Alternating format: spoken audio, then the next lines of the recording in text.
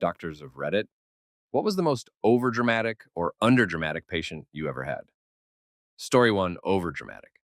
Tons of stories, but the most recent was a patient demanding a heavy Percocet RX, far more than I would prescribe even post surgery, after having a nasal swab for the flu completed. I get that it's temporarily uncomfortable, as I've had it done several times myself, but no way was I buying him writhing around, screeching about how much pain he was in. When the patient eventually realized I wasn't budging, it was as if someone had flipped a switch and he miraculously recovered. Underdramatic. Patient tried extracting his own tooth and inadvertently pushed it up through the abscess and into his right maxillary sinus.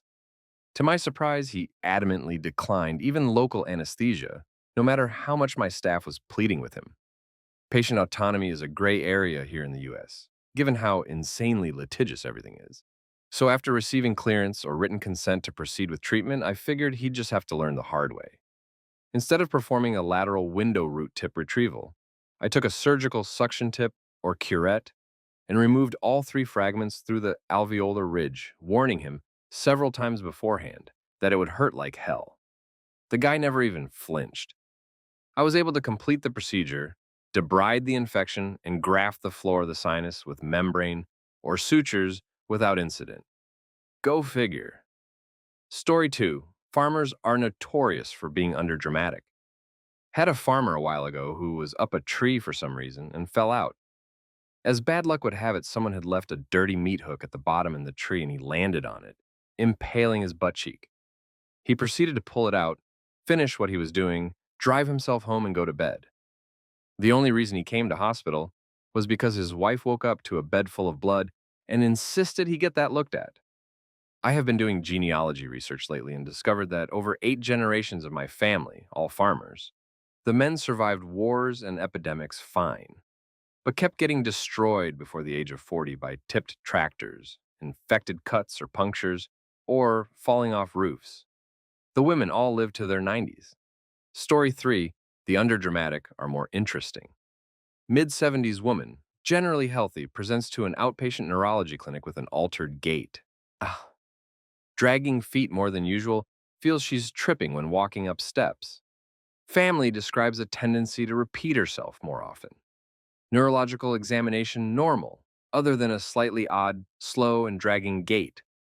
Honestly, looks like she's faking an odd gait, suspect malingering, but above average amounts of liquid in the areas surrounding the brain can give these types of symptoms.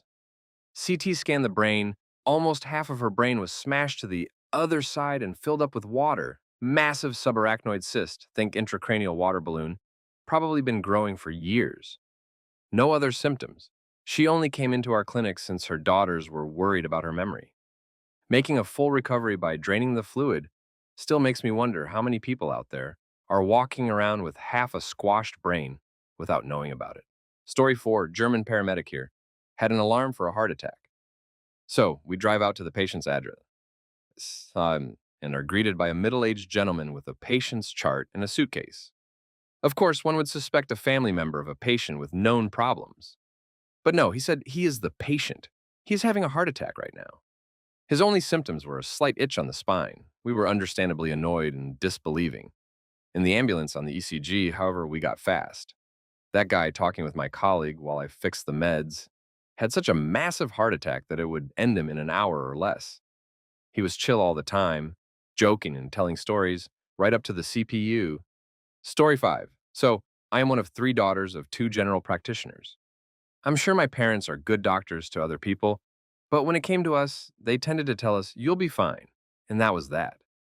An iconic story is when my sister fell off the balance beam on her elbow during a gymnastics class, and my parents told her to just suck it up because it's the weekend and we don't want to bother the doctors on the weekend shift. She lived with a pretty badly broken elbow for 2 to 3 days before my parents finally decided to take her to the hospital. But the main story I wanted to talk about is when I was 7 years old. I was quite overly sensitive as a child, so when I told my parents my left hip was hurting, they put a hot water bottle on it and left it at that. But then I got a fever, and it didn't go down, and at a certain point, I could not move my leg at all anymore because my hip hurt so bad. And when we eventually got to the hospital because my parents realized that Maybe this wouldn't be fine. It turned out I had a severe infection in my hip joint and had sepsis. Spent 2 weeks in hospital and 14 years harassing my parents. Story 6. My stepson broke his leg on a jump while skiing. He put his skis back on and came down the mountain. He told his dad he had fallen pretty hard, but wasn't in much pain. The next day, he said his leg was clicking when he walked. Sure enough, he had fractured both bones in the lower leg. My dad did something similar falling while skiing. Was fine the rest of the day, woke up the next morning, and went, that's not right. Then woke me up and drove 10 hours home to find out he broke 2 bones in his right foot and had done some damage to his Achilles tendon. Drove home like it was nothing, and his only response when they told him that was, "Ugh, that means I need surgery, doesn't it?" Well, guess I'm not working for a few weeks. And that was that. No idea how he wasn't showing his pain. Story 7. I once cared for a repeat self-harmer that put a knife into their neck, regretted it, taped it in place, and bicycled to the hospital. A few miles, past the cares of normal people. Parked the bike, walked into triage to check in. Through a waiting room of grannies and kids and men with chest pain. With a kitchen paring knife duct taped in place, sticking straight out, CT scan later showed that the tip of the blade was 2 millimeters from the carotid artery. The truly insane part is, I pulled the knife out at my bedside, without surgery nearby. Never had I ever before done such a thing, and I hope to never do so. Rule number 1 in penetrating trauma is to leave the object in place, as it may be the cork holding back the flood. Get imaging, assemble the team that will be needed for the repair, and then remove the object. But we were at a little community hospital, and this particular individual had a deep history of shenanigans. And there was a large chance that if I sent them to CT, they would deepen the wound or use the knife to hurt my staff. Presently, they were talking and breathing normally, and it seemed entirely possible the wound was superficial. I decided that if it had indeed penetrated the carotid, it could only be a puncture, and I could hold pressure on it more safely than leaving a knife blade with this particular patient. So, with police flanking me and my pulse throbbing in my ears, I yanked it out and passed it blindly to a tech behind me, every part of me focused on that neck. Story, and then my dad's story. An old guy that needed a pacemaker, worked a farm in Utah, I think.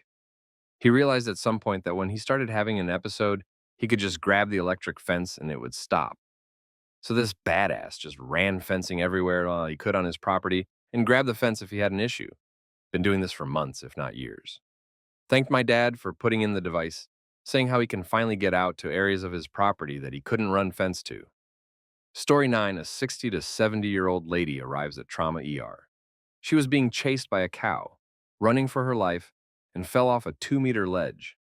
She had several fractures, but only really complained about her leg, and tried to get up and walk away several times, telling us she was fine.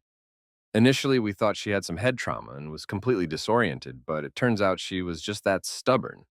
She was hospitalized for a while and had a good recovery. I do wonder if the cow fell off the cliff as well. Story 10. We were doing paternity testing for an apparently extremely acrimonious case of, "Your son impregnated my daughter." "No, he didn't. Your daughter sleeps with lots of other boys." Each side sent a lawyer to the appointment. Each lawyer had their phone out recording and followed the blood and cheek swabs from the collection through the lab for DNA extraction, performing the test in our PCR room, and watching me analyze the data files, which is exactly as boring as it sounds. It's like, dude, we're the neutral third-party lab here. We have literally zero interest in the outcome of the case. You don't need to be so dramatic. All the chain of custody stuff is documented. We have a second observer signing off on sample IDs. We're not going to risk losing our license by accepting a bribe from either set of parents. Story 11. Not a doctor, but a firefighter or EMT, most underdramatic, dispatched with law enforcement for an assault with injuries.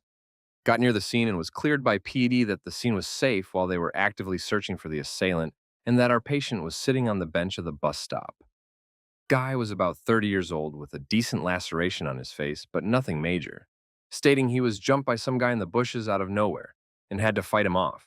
He didn't really complain about his laceration too much and stated his back was a little sore and that he feels fine and didn't want to go to the hospital. Vitals all looked good and he appeared fine. But just to be safe, I wanted to give his whole body a look over to be sure he didn't have any other lacerations, and God was, glad I did.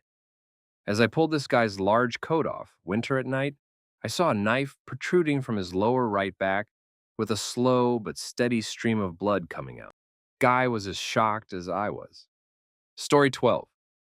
I was in my last week of school as a rad tech student, and a patient can go through the ER for a series of x-rays. He claimed to have fallen down some stairs, and we basically had to x-ray both legs from the knee down. Reader, I have never met a bigger, whinier baby. He moaned and groaned and flinched at the lightest touch, refused to hold still, would not straighten his legs, complained about the table, an x-ray cassette being too hard. There were no visible injuries aside from a few scrapes and nothing obvious on the x-rays. He was still convinced that he would never walk again and had broken both legs irreparably. Funniest part was that we had a different patient come in on the same day with a similar complaint. He actually had fractures in both legs and feet and was very calm and cooperative for the x-rays despite his injuries. Story 13. Not a patient, but a family. Third year of my residency in emergency medicine, we get to lead the trauma bay with extremely immediate supervision, of course.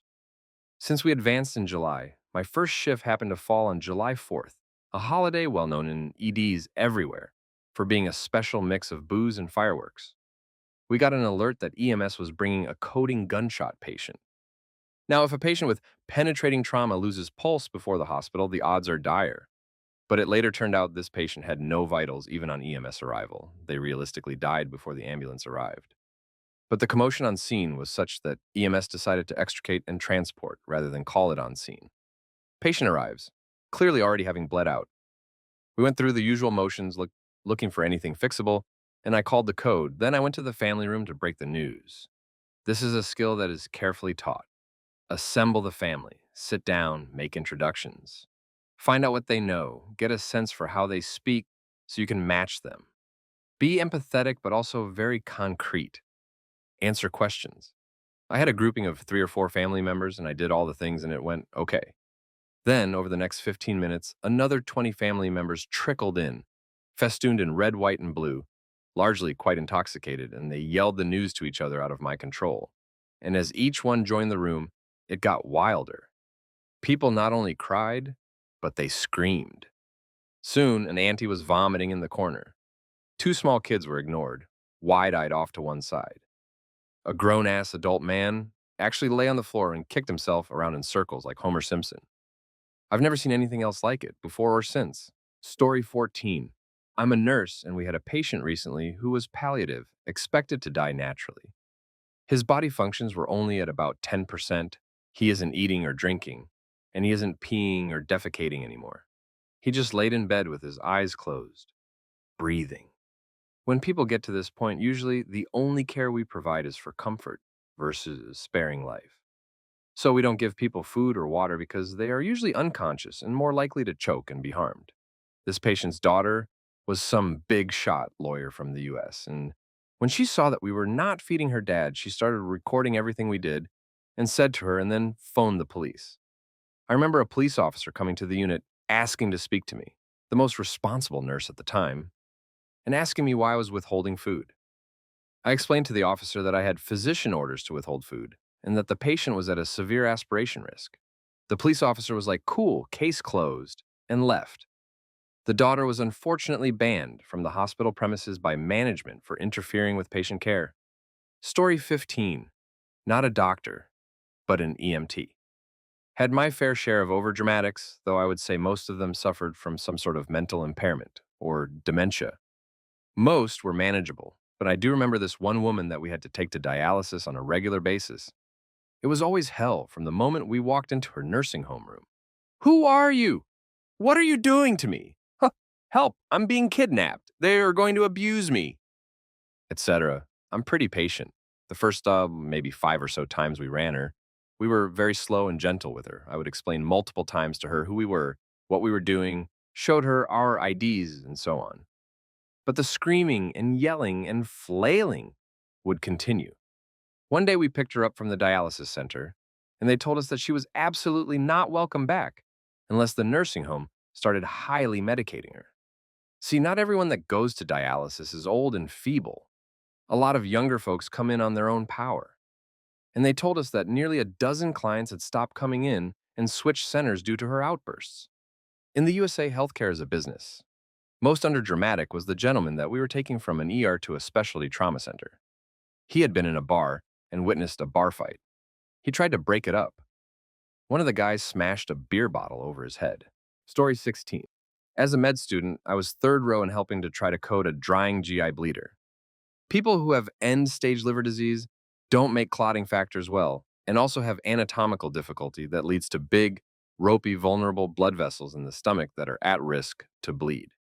And when people bleed inside the stomach, you can't hold pressure. You simply must get them stable enough to have life-saving endoscopy and clipping of the bleeder. This guy was exorcist level vomiting bright red blood. He was exsanguinating into his stomach, and we couldn't get his blood pressure to stabilize enough to get a scope into him for a while. There were runners bringing us coolers of emergency release blood, and the splatters and pools of blood he had vomited reached across the hall.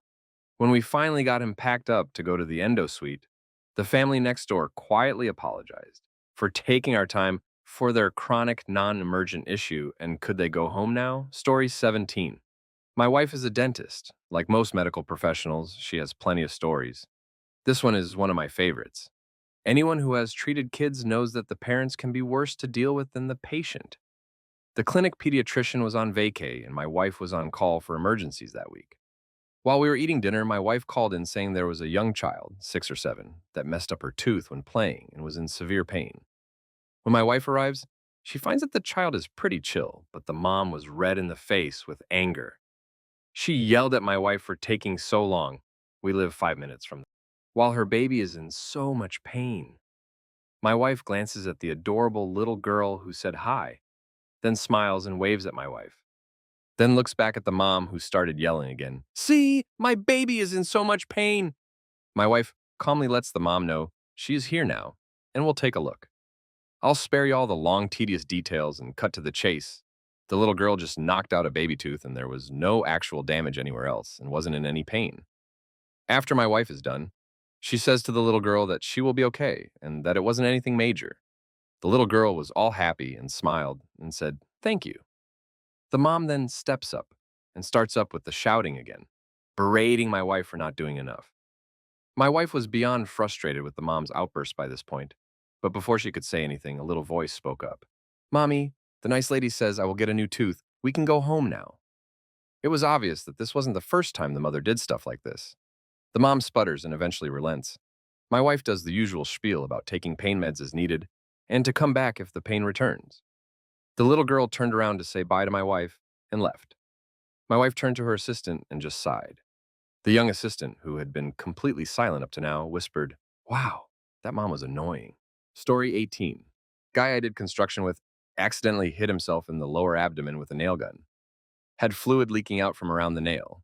He takes it out and even more starts coming out. Was pretty sure it was pee. Went to the hospital, very calmly holding his finger over the hole.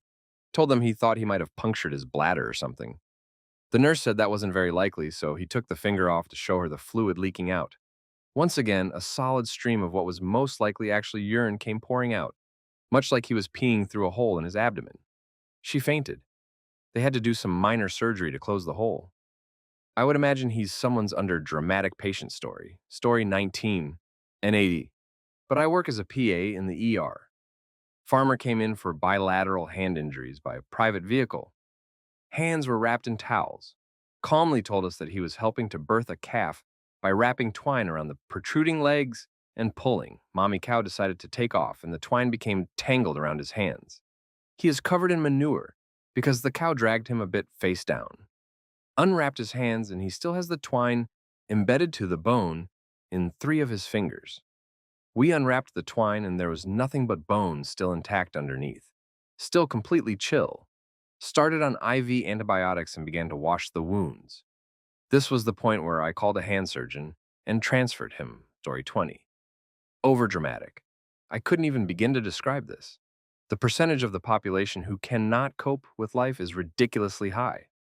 I regularly see young adults hysterically crying because they have a cold or some small injury. Sure, I get it hurts and you don't feel great, but come on. Underdramatic. The one that stands out was on an OB rotation when I was in school. This stoic Eastern European lady went into labor while she was at work earlier in the day. Apparently, she never called her husband to tell him. So there she is, about to start pushing, and her husband calls her. She just says, "I'm having the baby." Then there is some pause where he says something. She replies, "No, you stay there with other child's name. I'll be home tomorrow." Then she hung up and pushed out a baby. Story 21, undramatic patient here. I stepped down wrong on a stair and rolled my ankle, or so I thought. I was 22 and in good shape and figured after a few days it would be fine. Apparently had a small break in the bone on the outside of my ankle that was grinding together as I started walking on it. It was uncomfortable, but I could walk around on it, so I figured it was fine, just a slow healing sprain. One day, a week or so later, I stepped down and all of a sudden, it hear this terrible crunching noise. Apparently, the small break had continued to slowly get worse, and the bone basically slid over and completely severed the tendon. It rolled up into my calf, like Kurt Schilling, and the crunching sound was my bone just grinding into a total mess of a very bad fracture. Since this has been going on for a few weeks, I don't go to the hospital. I call and make an appointment with the orthopedic doctor for x rays. We'll never forget the tech's face. They wouldn't even do the x ray and went for the nurse, who went for the doctor, who immediately scheduled me for surgery. They could not believe I was walking on it. I still maintain it hurt less than a broken toe up until everything turned really bad. I just figured it would heal. Anyway, they had to reassemble my ankle and then drill holes in my leg bone to tie my tendon back into place. And it was my right ankle, so I couldn't drive for ages. Total nightmare. Just always get x rays.